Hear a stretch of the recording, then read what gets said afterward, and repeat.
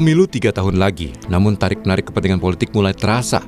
Salah satu yang menjadi perhatian adalah persoalan parliamentary threshold atau ambang batas parlemen untuk bisa menempatkan wakilnya di DPR. Pasal 414 ayat 1 Undang-Undang Nomor 7 Tahun 2017 tentang Pemilu menyebut, partai politik peserta pemilu harus memenuhi ambang batas perolehan suara paling sedikit 4% dari jumlah suara sah secara nasional untuk diikutkan dalam penentuan perolehan kursi anggota DPR.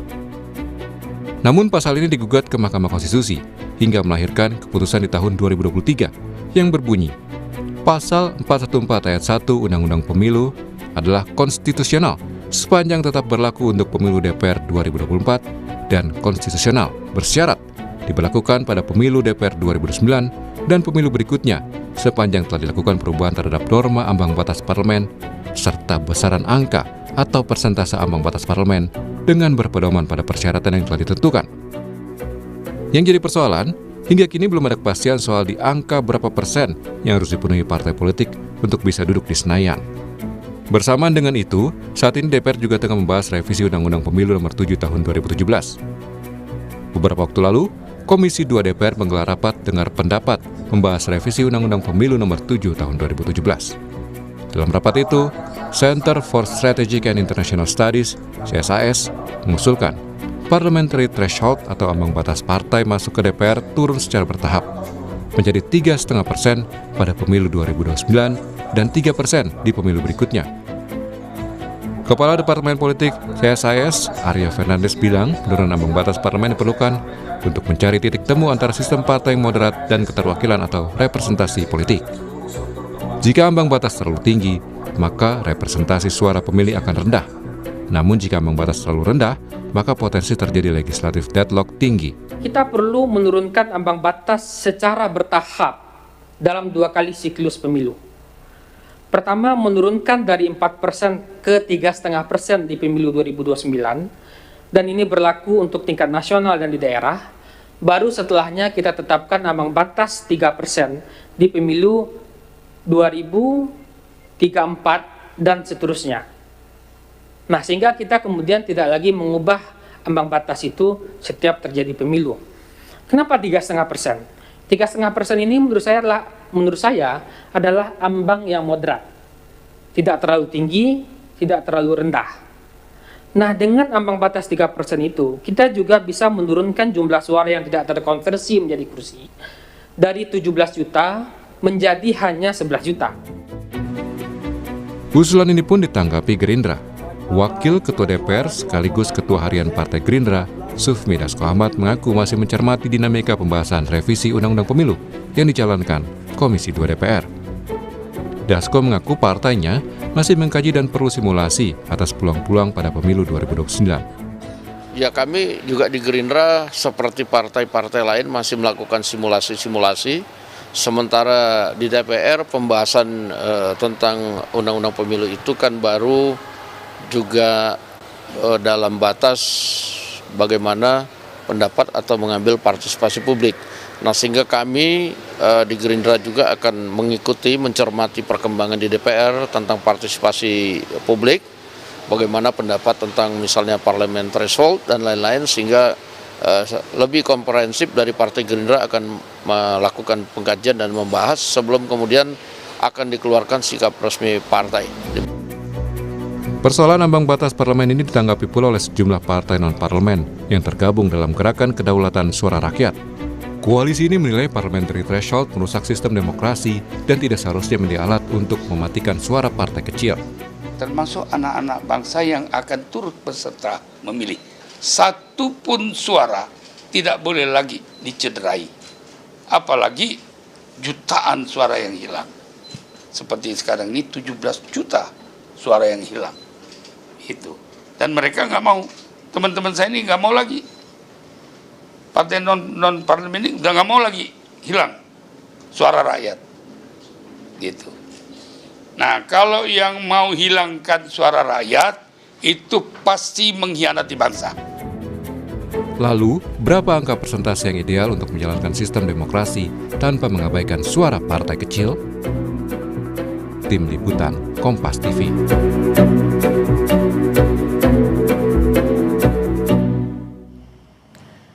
Pemilu 3 tahun lagi, namun tarik-menarik kepentingan politik mulai terasa. Salah satu yang menjadi perhatian adalah persoalan parliamentary threshold atau ambang batas parlemen untuk bisa menempatkan wakilnya di DPR. Putusan MK tahun 2023 lalu menyebut pasal 414 ayat 1 Undang-Undang Nomor 7 tahun 2017 tentang pemilu yang mengatur soal ambang batas parlemen 4% tidak lagi berlaku. Kemudian berapa angka presentase yang ideal untuk menjalankan sistem demokrasi tanpa mengabaikan suara partai kecil, ataukah ada alternatif lain selain menurunkan ambang batas parlemen? Kita akan bahas bersama dengan sejumlah narasumber yang sudah hadir melalui sambungan daring. Ada Wakil Ketua Umum Partai Amanat Nasional Viva Yoga Mauladi dan anggota Komisi 2 DPR RI fraksi PKB Muhammad Kozin. Selamat pagi Mas Viva, Gus Kozin. Selamat pagi, Mas Bunga. Selamat pagi, Assalamualaikum warahmatullahi wabarakatuh. Pak Viva. Waalaikumsalam. Assalamualaikum.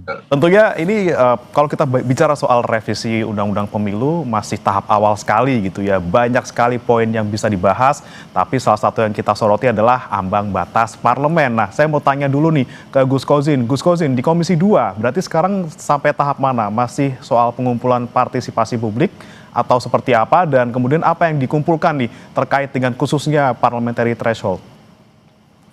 Iya, yang pertama kita sudah running mulai dari 1-2 minggu yang lalu, memulai dengan melaksanakan RDPU. Kita mengundang para akademisi, NGO dan pemerhati pemilu. Kemarin kita undang dari UI, dari CSIS untuk menerima untuk mendengar gagasan, masukan, dan catatan-catatan dari kawan-kawan NGO, akademisi, dan pemerhati. Nanti minggu depan juga berlanjut dengan simpul-simpul masyarakat yang lain. Tentunya ini bagian integral daripada kita ingin bagaimana pembahasan RUU Pemilu ini nomor 7 2017 betul-betul memenuhi prinsip meaningful participation. Di samping itu juga kita bisa mendapatkan highlight secara komprehensif dari seluruh elemen bangsa yang memang mempunyai atensi kuat terkait dengan bagaimana kepemiluan kita ke depan jauh lebih baik daripada pelaksanaan pemilu yang sebelum-sebelumnya. Seperti itu, Mas. Baik, terkait dengan masukan dari CSIS juga nih, Gus Kozin, ini kan sudah ada angkanya tuh, kira-kira usulannya kalau di tahun depan ya 3,5% lah di 2029 gitu ya. Nah kan PKB ini salah satu yang kemudian ya mendukung lah adanya parliamentary threshold di pemilu kita. Kalau menurut Gus Kozin, angka tersebut sudah cukup idealkah? Kita masih belum sampai kepada kesimpulan ideal atau tidak ya, karena ini kan masih ongoing ya. Jadi tidak boleh kemudian kita masih dalam tahap mendengar, menerima masukan, terus kemudian kita juga menggali apa sebetulnya yang menjadi problematika. Ibaratkan orang sakit itu kita diagnosa betul ini penyakitnya apa, baru sampai kepada rumusan resep obatnya gitu. Jangan kemudian diagnosanya ini belum tuntas kita sudah ujuk-ujuk memunculkan resep obat. Ini kan melompat akhirnya nanti gitu, dalam penyelesaian persoalan sesuai dengan amanat putusan MK 116 2023 terkait dengan ambang batas. Nah, kalau saat ini kita posisinya sedang melakukan belanja masalah, kita mendengar masukan, memitigasi persoalan, termasuk juga kami di PKB ya secara kepartaian kita juga ongoing melakukan kajian-kajian secara intensif juga gitu, untuk kemudian secara simultan Komisi 2 juga berjalan, partai juga berjalan untuk menemukan satu formulasi yang ideal, yang betul-betul formulasi ini bisa menjawab persoalan dan semangatnya sesuai dengan apa yang menjadi putusan MK 116 2023 seperti itu, Mas. Tapi tentunya berapapun yang jelas PKB tetap mendukung adanya parliamentary threshold ya. Berbeda dengan PAN nih, Mas Viva, benar-benar tanpa parliamentary threshold nih maunya dari PAN. Ya, jadi ambang batas partai politik masuk ke parlemen selalu menjadi perdebatan. Saya 2 kali menjadi anggota Pansus Undang-Undang Pemilu sewaktu saya di DPR.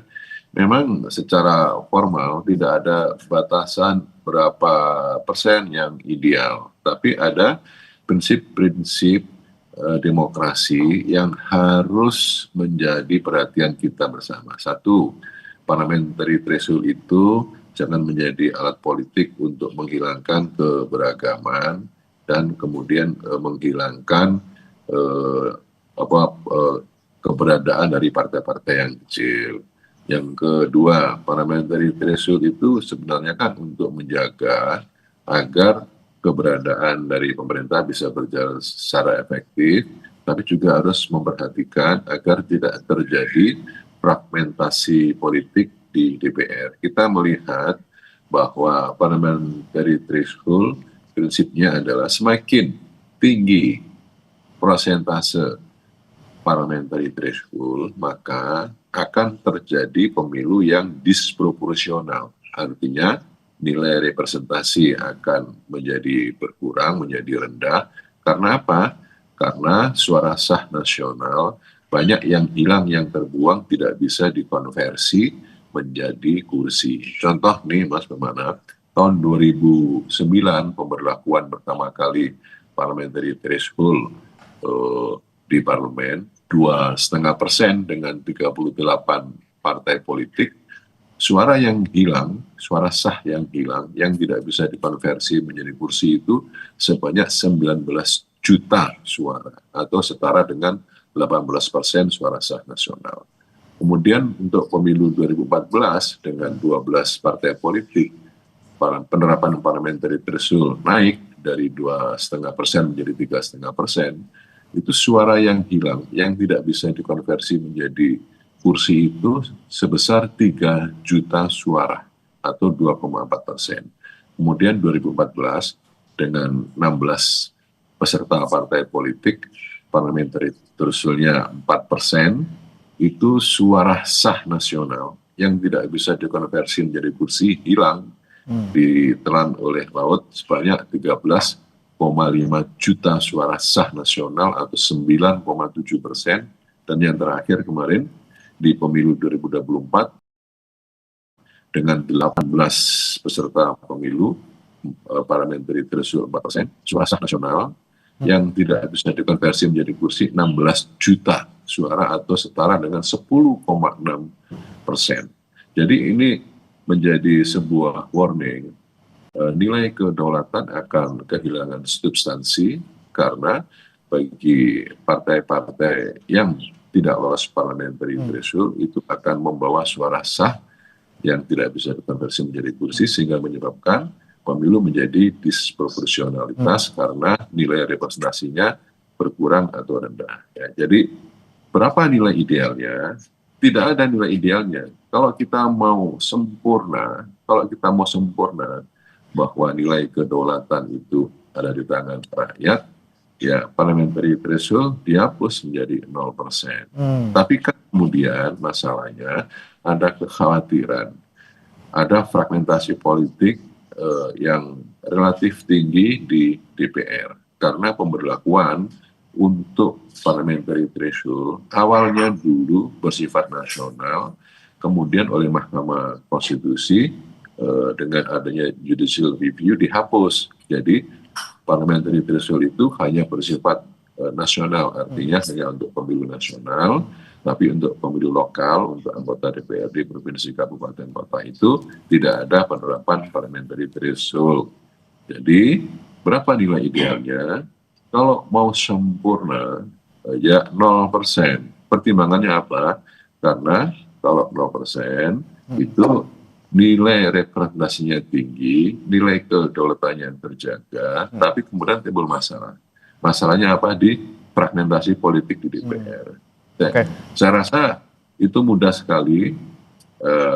Ada gabungan fraksi, ya, fraksi-fraksi di DPR itu minimal akan menjadi salah satu solusi bagi partai-partai yang lolos 1 kursi, 2 kursi. Berapa jumlah minimal kursi di satu fraksi? Ya sejumlah jumlah komisi, misalnya komisinya ada 13 sekarang, ya minimal satu fraksi harus memiliki 13 kursi di DPR. Terserah partainya ada berapa, ada 2, ada 3, ada 4. Kira-kira perspektifnya seperti itu, tapi ini kita masih bergerak terus soal ini. Masalah klasik tentunya suara yang hilang setiap pemilu bisa belasan juta. Gus Kozin, kemudian tadi ada usulan juga dari PAN gitu ya 0% lah. Kalaupun nanti ada fragmentasi politik ya gampang pakai fraksi gabungan. Gimana Gus Kozin? Ya, kalau kita mengacu secara yuridis, putusan MK 116/2023 itu kan jelas ya, rasio legisnya yang menjadi alasan hukumnya itu kan ada dua. Yang pertama terkait dengan ambang batas, kemudian yang kedua terkait dengan penyederhanaan partai politik. Lah ini harus berjalan secara simultan karena ini yang menjadi semacam penormaan utama yang kedudukan sebagai rasio legis atau alasan hukum ya keluarnya putusan 116. Jadi tidak bisa yang satu diakomodir, yang satu diabaikan. Ketika kemudian PT ini dihapuskan, maka secara otomatis semangat penyederhanaan partai sesuai dengan amanat putusan MK itu tidak akan bisa berlaku. Partai akan semakin banyak, dan kalau tadi yang disampaikan mungkin ini sudut pandang berbeda ya dari PKB ya. Kalau tadi PAN menyampaikan proporsionalitas itu solusinya dengan PT. Kalau PKB melihatnya tidak seperti itu. Proporsionalitas itu bukan dengan penghapusan PT, tapi dengan electoral formula. Electoral formula itu seperti yang kemarin 2024 ya. Sisa suara itu kan dihabiskan di dapil. Dan nanti dengan electoral formula yang sekarang kita sedang lakukan simulasi ya di internal PKB, itu bisa saja kemudian ditarik ke provinsi. Itu akan semakin menekan ya deviasi atau selisih antara suara terkonversi menjadi kursi itu akan sangat signifikan. Jadi solusinya kalau untuk proporsionalitas kita sepakat, PKB juga sepakat bagaimana semangat pemilu 2029 ini harus menjaga proporsionalitas suara rakyat harus terkonversi secara maksimal dan ideal dalam bentuk kursi sesuai dengan putusan MK.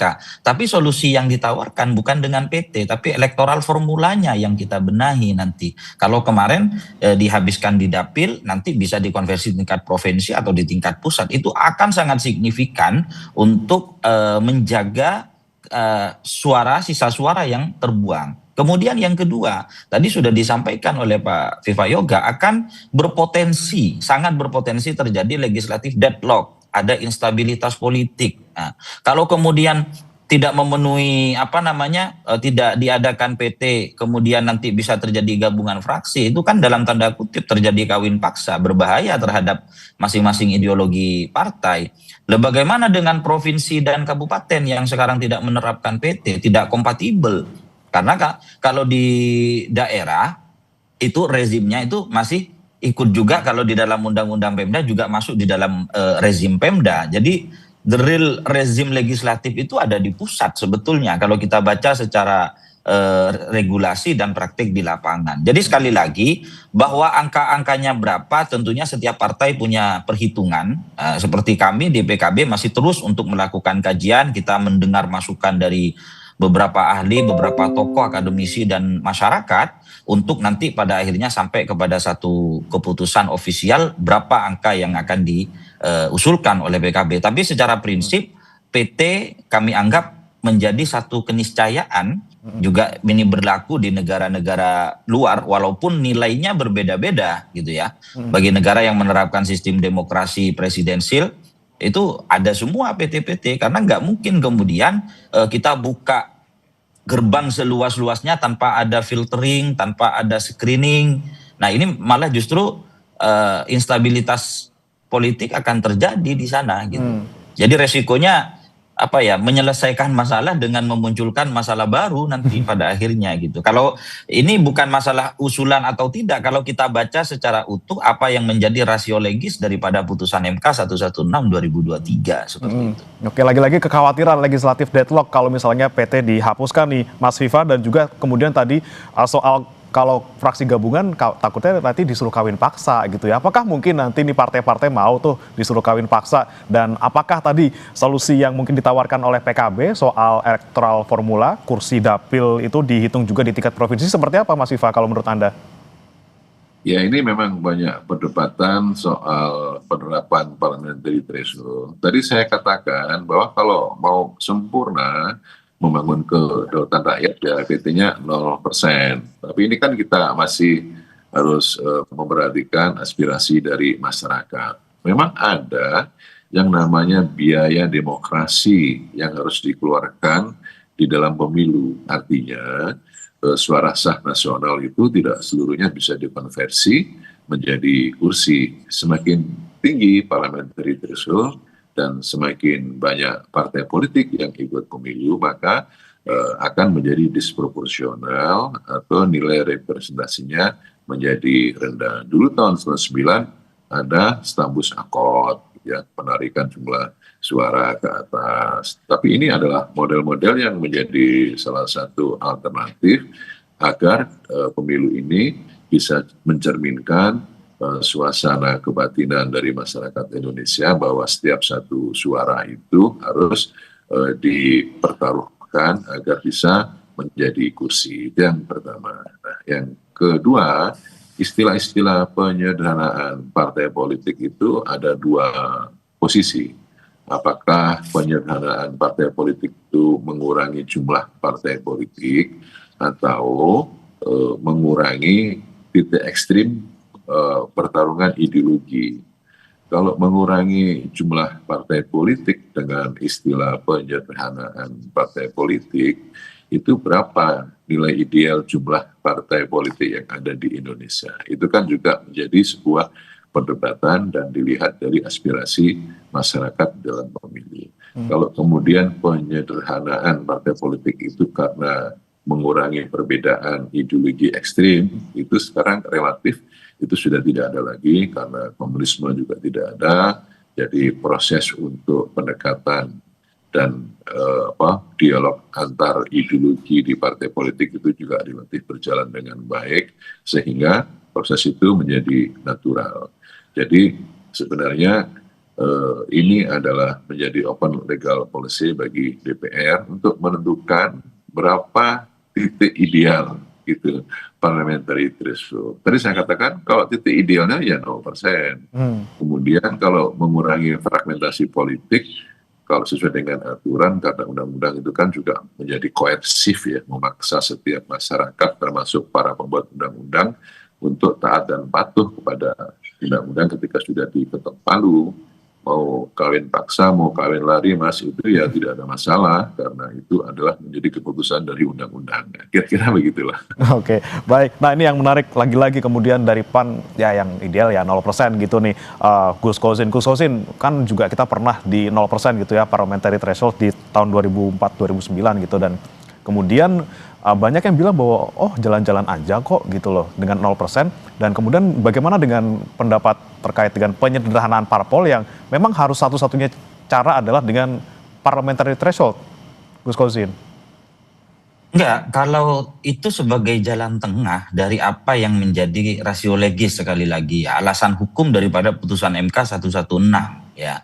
Kalau kita ingin mencari jalan tengah, di satu sisi ada semangat penyederhanaan partai politik. Kalau tadi menarik ya pertanyaannya Pak Viva Yoga, penyederhanaan itu kalau bacaan kami ya, itu bisa dalam dua aspek, kuantitatif, kualitatif. Secara kuantitatif mungkin itu akan menjadi perdebatan berapa angka ideal sederhana itu.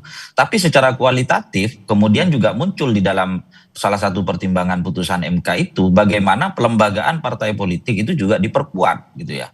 Pelembagaan partai politik itu ya mulai dari akuntabilitasnya, transparansinya, pola kaderisasinya dan seterusnya. Karena bagaimanapun revisi Undang-Undang Pemilu ini tidak berdiri sendiri. Undang-Undang Nomor 7 2017 harus juga nanti akan secara simultan dengan Undang-Undang Pilkada, dengan Undang-Undang Partai Politik, bisa jadi juga dengan Undang-Undang 23 2014, Undang-Undang Pemda gitu. Karena ini ekosistem yang menjadi satu kesatuan gitu. Kalau kita ingin berbicara penyelesaian secara imparsial ya, tidak secara parsial cicilan seperti itu. Kemudian yang kedua, kalau kemudian tadi menarik satu kesimpulan kalau ideal dengan menjaga proporsionalitas dengan PT, mungkin ini sudut pandang yang berbeda.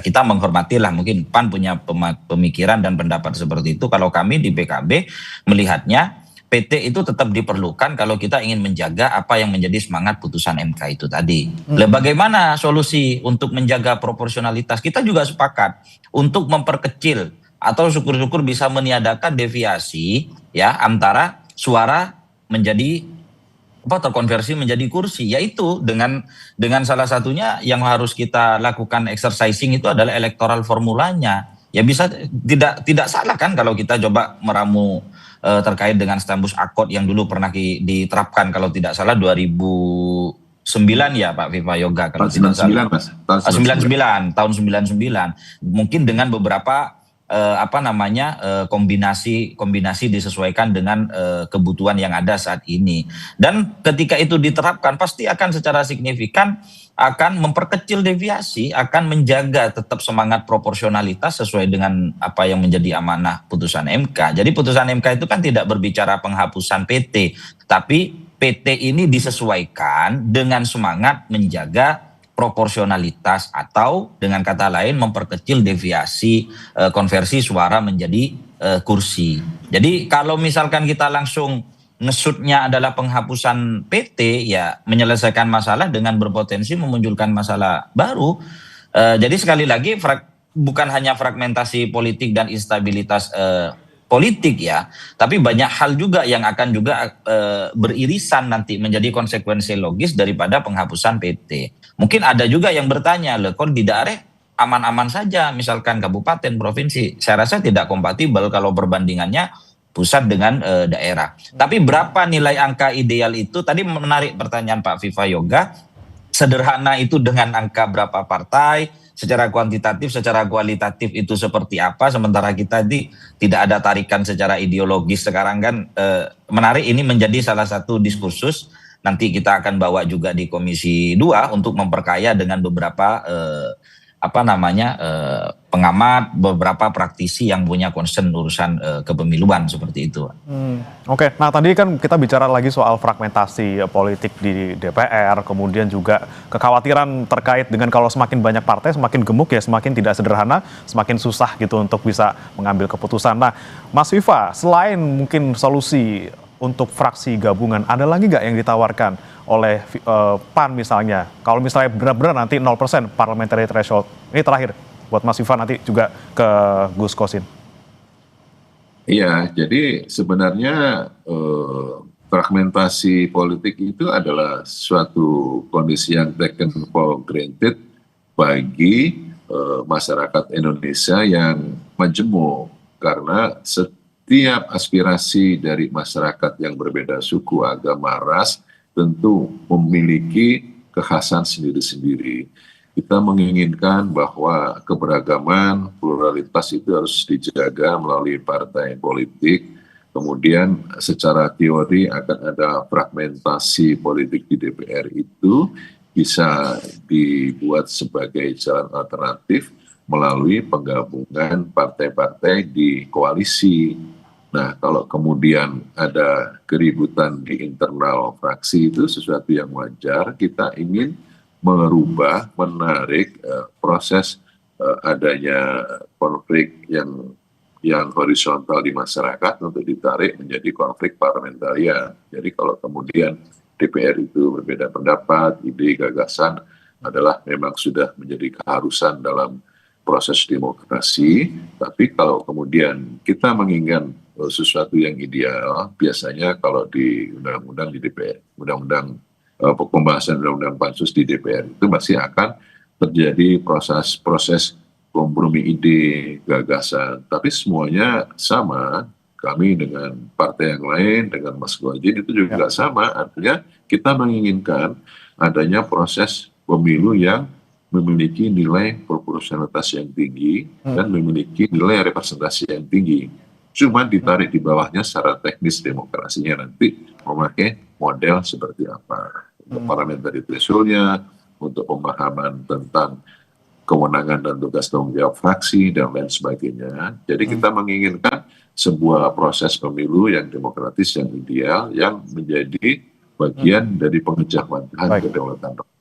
Kira-kira begitu, Mas. Oke, baik. Terakhir saya ke Gus Kosin. Lagi-lagi ini saya mau tanya detail soal electoral formula, tapi singkat saja, Gus Kosin, ini bagaimana pembahasan mungkin di internal PKB dan juga nanti apakah juga akan diutarakan gitu di pembahasan revisi Undang-Undang Pemilu nanti? Ya pasti Mas, ini masih ongoing ya. Kita berjalan simultan, Komisi 2 juga jalan. kita di partai juga, dan saya rasa bukan hanya PKB ya, hampir di semua partai juga kemungkinan besar juga melakukan hal yang sama.